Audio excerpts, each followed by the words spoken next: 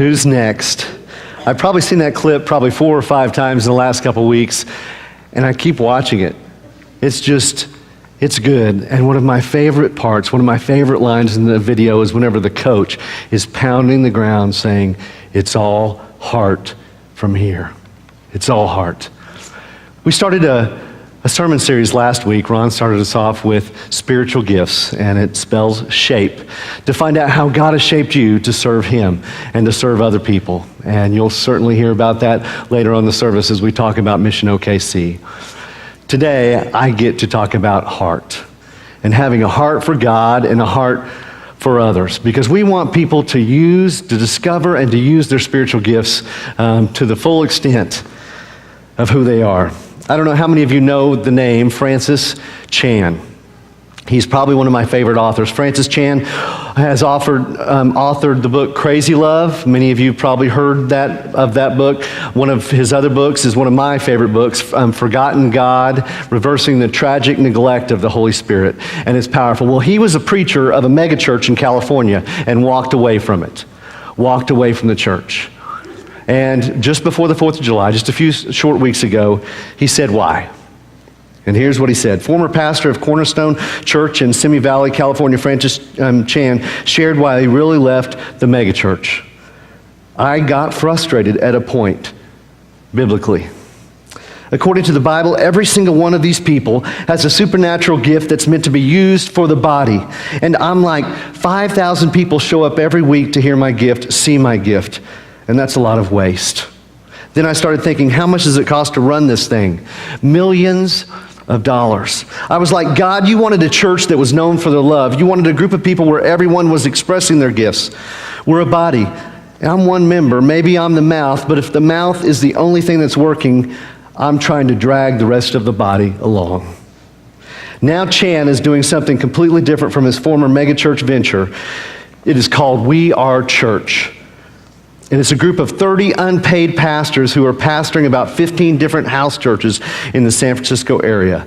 Each church is set up to be small, to be real community, and prompt people to use their gifts. I love that. I love the heart of that. See, the reality is as much as a ministry needs you, you and I need to have a ministry. Today we're talking about having a heart for God and a heart for others. Heart appears about 1,000 times in the Bible. And literally the Bible teaches this about the heart. We might think today it's one of those organs that's really important in our body that pumps blood and does this. Well, this is what the Bible teaches the heart is. It's the inner man, where man remembers, where man thinks, the center of all physical and spiritual life, the central essence of man. I like this. That with which God is most concerned. The part God looks on. It's what is searched and tried. It is the center and source of belief and faith. You see a lot of good stuff when it comes to the heart.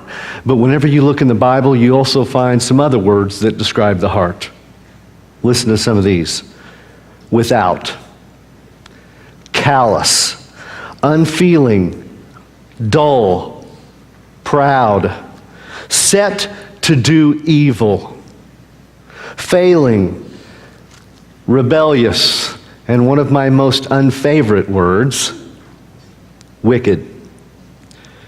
See, the heart is a big deal to God. Your heart is a big deal to God. Matthew chapter 22, verses 34 to 40 is one of those passages that just brings it all together. And of course, Jesus is the one that brings it all together. Hearing that Jesus had silenced the Sadducees, the Pharisees got together. One of them, an expert in the law, tested him with this question. "Teacher, which is the greatest commandment in the law?" Jesus replied this, "Love the Lord your God with all your," what? "Heart, with all your soul, and with all your mind." This is the first and greatest commandment. And the second is like it, love your neighbor as yourself. All the law and the prophets hang on these 2 commandments. I just love how Jesus just brings over 600 Old Testament commands and combines them into 2. Love God, love people. For a simple theologian like me, I need it simple. Love God and love people. The reality is we have a heart for many things. In your bulletin, there's a blank. I wonder if you took time right now, hint, hint, and wrote down something you have a heart for, what would it be? Dramatic pause. Okay, perhaps you're writing, perhaps you're at least thinking about something you have a heart for. I know what the vast majority of you wrote down. No, I'm not weird and I can't read your mind. Wouldn't that be fun? But you know what? Family. For many of you, family is near and dear. That would definitely go in my box. What is something you have a heart for? Jesus said this, where your treasure is, there your heart will be also. Matthew chapter 6, verse 21. To find where God has gifted you, ask God, Lord, what have you given me a heart for? What have you given me a heart for? There are 3 quick questions I want us to answer when it comes to spiritual gifts and asking about our heart. To see if your heart is in it, ask yourself these 3 questions. Where is my enthusiasm? What do I get excited about? What do you get excited about? And maybe you could fill in that blank. And maybe God has gifted you in that area. You know, one of the things that I've taken many spiritual gift assessments over the years. I shared with a group of men just a few moments ago in the Sunday class.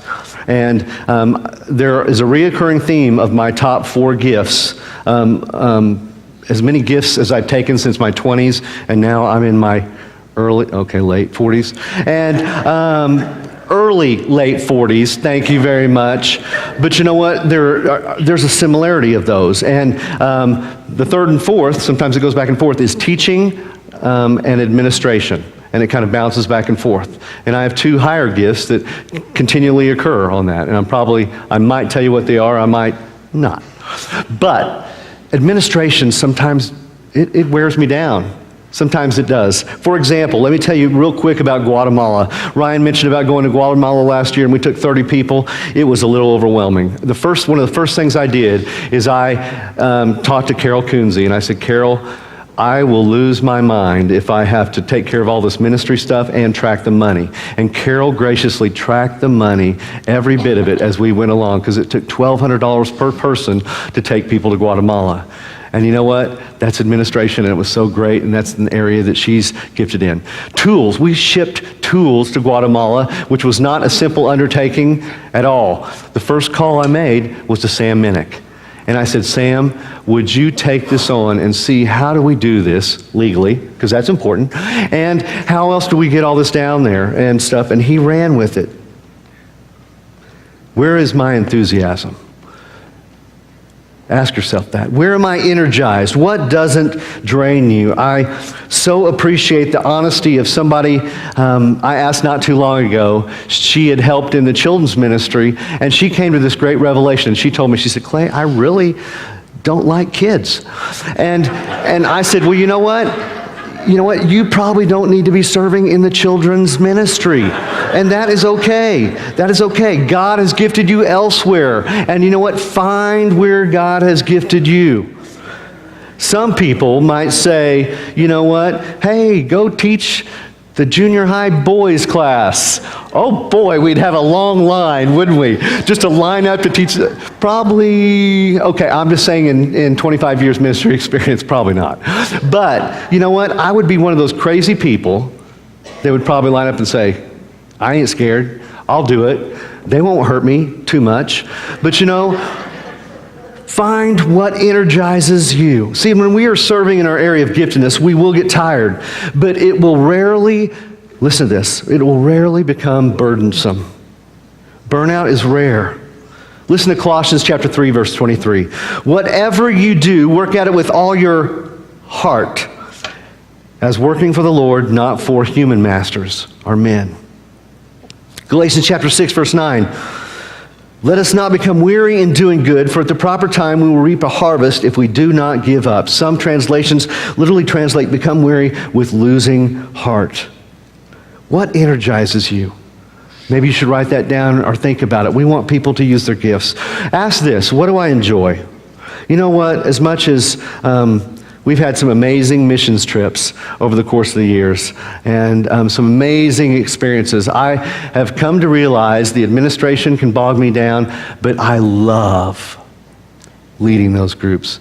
I love leading people. It's something that my heart beats for. I remember whenever I was up in Indiana, right after Bible college, I was up there and there were several of us from the church, several of the leadership. We went up to Indianapolis and we went to hear John Maxwell and Bill Hybels speak on leadership in Indianapolis.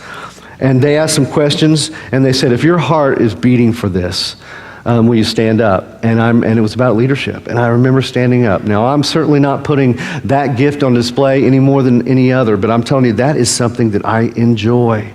Something I enjoy. I enjoy leading people in those groups and missions teams. I want to take some time and highlight something special we did this last week. Speaking of loving God and loving people, sometimes we don't know what we have a heart for until we jump in and do something. Please understand that. I want to ask some people and invite them to the stage. And Allie is going to speak first. And Allie, if you can stand. There you go. She's excited. Okay, Allie's here, then Mariah. Well, they're not here now. They're coming. Okay, Allie, and then Mariah, and then Ethan, and then Justin are going to share a little bit about Mission OKC and something that really spoke to their heart and what God did. Okay, Mariah, right over here. And then Ethan, you can just walk around. There you go. Okay, and I'll hand it to you, and you can just hand it down. On one of the first or second days of devotion, Clay was like, go out of your comfort zone. So on the second day, my friend Hannah and Emily, we were talking to these two girls, or ladies, and they were like, can you please pray for us? And so I was like, I don't know, I don't usually pray with people. And I was like, you know what, I'm going to go out of my comfort zone and do it. So we all prayed, and I just felt like that really, really stuck out for me. Kind of the same thing that Allie said. This is the first mission trip that I really stepped out of my comfort zone and actually talked to people. And there was a few ladies that just asked me to pray for them. And praying for somebody, just I've never really done it before, other than just at my church. So it just really touched me. And there was one lady, she really reminded me of my cousin, and I prayed for her a lot this week and while we were there, because it just really touched me, and I really want her to get better, and I just really had a heart for her. Whenever I first went there, I expected the actual facility to be more of a rundown place. I didn't really expect it to be as good as it really was, but whenever I walked in, I felt like these people really do want to make a difference in these other people's lives. So whenever I walked in, I felt empowered. I felt lifted to make a difference in everyone's life, and I feel like that helped me whenever I was going through the day, because these people really were trying, and I want to try my very best too. We have come so far in our youth group when it comes to our outreach and our missions. I remember about 3 or 4 years ago, we were on a Dallas mission trip, and we went to a place called Our Calling, which was it wasn't quite a homeless shelter, but a relief resource center where they gave out clothes and food and stuff like that. And they had a sophisticated check-in system where anyone who needed help there would have to check in with someone who had a little tablet and put their name in and had an account and stuff like that. Well, in their system, at the end of it, when it goes through all the, what's your name, when's the last time you were here, it would say, is there any way I can pray for you? And that scared us. we had teenagers of different ages. We had middle schoolers up to college students who were all in that area. And I remember looking around and seeing some nervous faces, and we're sitting here 3 or 4 years later, and some of our leaders, Clay and Ryan and I were talking about this on one night. We didn't even really have to encourage our students much to go up and pray with people whenever we were at lunch. They just plugged themselves in, and it was so great to see. And that's just, it comes from so much. It comes from the culture that we create here. It comes from you parents putting so much time into your kids spiritually, and we thank you for that. I kept telling the students over and over again, one of the best parts about Mission OKC is that when it's over, it's not really over. The place is still 10 minutes down the road. So I've been challenging them, and I challenge our church as well. I'd love for you to go look at what City Rescue Mission has to offer to our community. We keep talking about how great it is. It really is. Like, you walk in and you look around, and it's a well-oiled machine, the way that they work, and it's 100% privately funded. Like, they don't take any federal money whatsoever. So they need donors, they need volunteers. And it takes one little Google search of City Rescue Mission OKC and a click on the volunteer tab, and you could plug yourself in. It could be as simple as they have like a monthly giving where you just give them $10 a month and let them use the funds. Or if you want to volunteer, go check it out. Give a phone call. They have plenty of places for you to plug yourself in. And I've been challenging our students to look at that, because we as a church definitely want to be strong in our community. Thanks, Justin. Thanks, guys.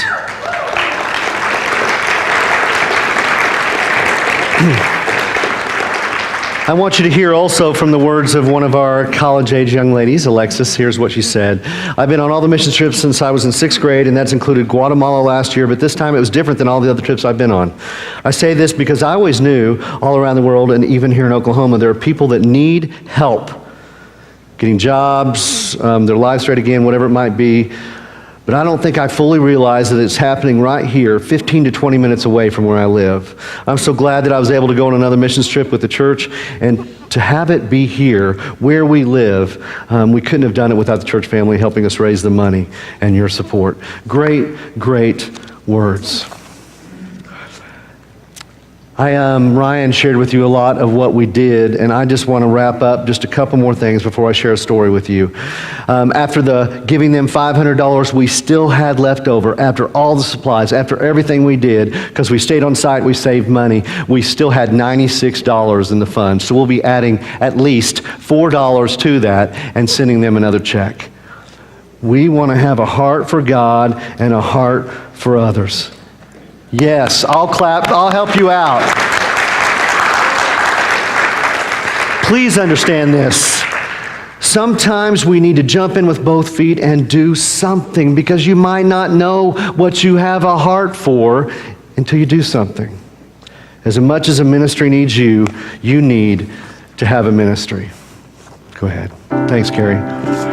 And I've got to share you a story. I got the blessing of this mom and of this high school young lady. Many of you know Bobby and Jordy Lister. They moved away. Jordy's going to school. And she has 2 younger sisters, Riley, who moved back to Texas, and Miranda. Maybe you might not know Miranda, or Andy, as we might, many of us call her. She had something happen with her eye. And she basically began to lose the vision in her eye. And this is a powerful story. I got her blessing once again and her mom's blessing to share this. This is a letter she wrote to her mom. Dear Mom, when I lost my vision, I had lost all hope. I felt unsupported. I felt alone. I felt useless. Yes, I had your support, but when I went to school and everyone would tell me to stop faking it, then I would come home and you guys would just joke about it. It made it worse. I was sort of depressed. I remember all the sad things I would post, or rather remember all the sad things I would post. It wasn't all because of Dad. Mom and Dad were divorced several years ago. I felt like a burden to all of you. I even thought of suicide, but I know that wouldn't have fixed it. I finally regained my hope when I went on a Dallas missions trip. I had a full week of me, listen to this, I had a full week of me forgetting my struggles and putting people before myself. I think going to Guatemala was one of the greatest things I've ever done. I have to thank you. Without you, none of it would be possible. I hope this trip will help me see what God has in store for me. She's now in Guatemala as we speak, doing a several-month internship because God got a hold of her heart. And she wrote this, Romans chapter 8, verse 18. What we suffer now is nothing compared to the glory He will reveal to us. Isn't that awesome? Isn't that awesome? Will you all stand with me, please?